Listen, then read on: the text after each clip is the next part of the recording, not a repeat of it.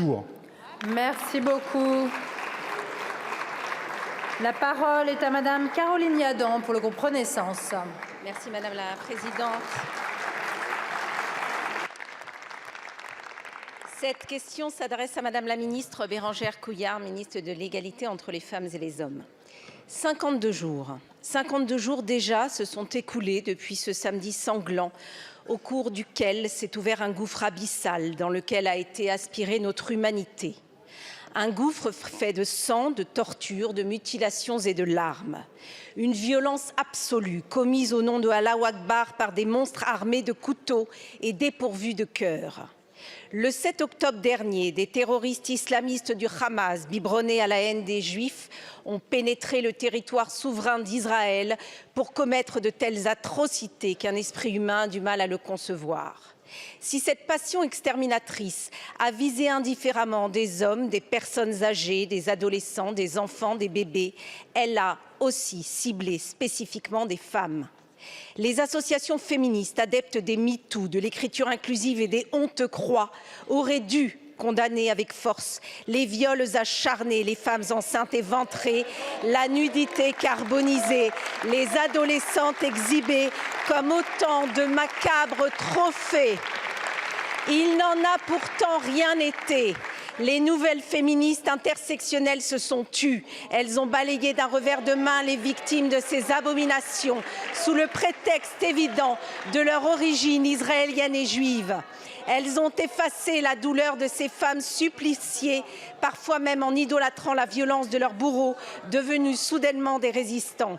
Ce féminisme à géométrie variable, pour lequel les origines importent davantage que les faits criminels, a choisi d'exclure samedi dernier l'accès à la marche contre les violences faites aux femmes, aux manifestantes venues rappeler la mémoire des femmes victimes du pogrom du 7 octobre, parfois encore retenues comme otages dans les tunnels du Hamas.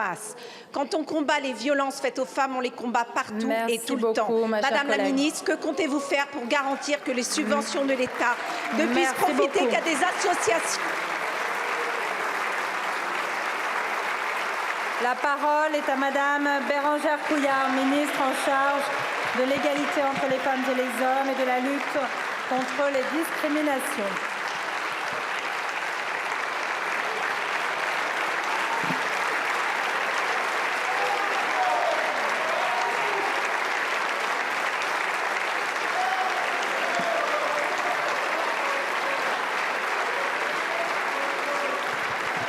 Merci beaucoup, mes chers collègues. Madame la ministre. Merci, Madame la Présidente. Mesdames et Messieurs les députés, Madame la députée Yadan. Ce qui s'est passé en Israël est abominable. Des femmes ont été violées, ont été mutilées, elles ont été torturées. Le viol est une arme de guerre, laissant de nombreuses femmes et filles psychologiquement traumatisées. Souvent, la violence sexuelle n'est pas simplement perpétrée par des soldats solitaires, mais s'apparente à une tactique de guerre délibérée. La violence sexuelle déplace, terrorise, détruit des individus, des familles et des communautés entières, atteignant des niveaux de cruauté inimaginables à l'égard de femmes de tout âge. Ces horreurs, qu'elles aient eu lieu en Israël, où de nombreux cas de viol ont été rapportés le 7 octobre dernier, en Ukraine, au Soudan ou dans le reste du monde, je les ai condamnées et je les condamne ici fermement.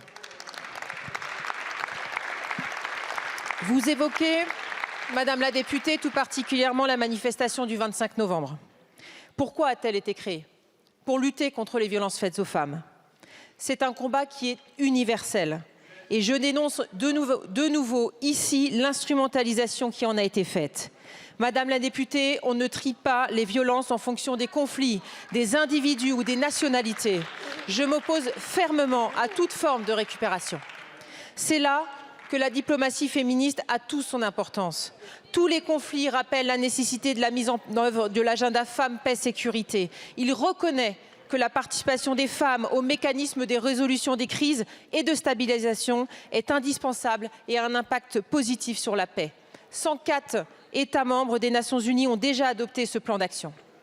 Au niveau national, Madame la députée, vous me posez plus particulièrement la question des subventions aux associations. Sachez que les projets soumis à ces subventions doivent s'inscrire pleinement dans les orientations de mon ministère et je suis évidemment extrêmement vigilante à ce que les associations partagent nos valeurs universelles et donc elles seront soutenues que si elles partagent ces valeurs universelles. Merci beaucoup, Madame la Ministre.